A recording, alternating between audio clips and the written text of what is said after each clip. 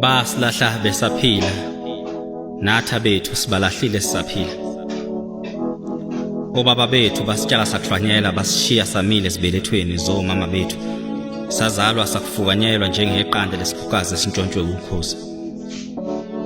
Thina sazalwa izalwa kwazi ngakho nobaba bethu singabazi.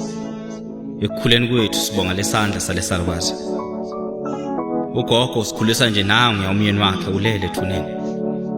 Kusemathubeni ukuthi omama bethu abekho nje sebephindile emaphutheni abo ukuthola bazosilama. Nabasilamile kuthiwa baqathazwa ibhano ezandleni zalesalukwazi. Nasekhaya indlala ibhokile akusekho mnandi.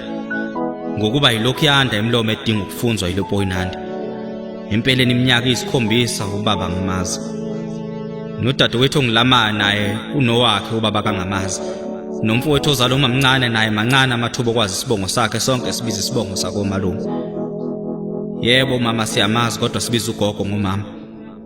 Umama simbiza ngomama eqaleni sijobelele ngegama lakhe ekugcineni ngoba akwenzi umqondo ukubiza ingane encane ngomama.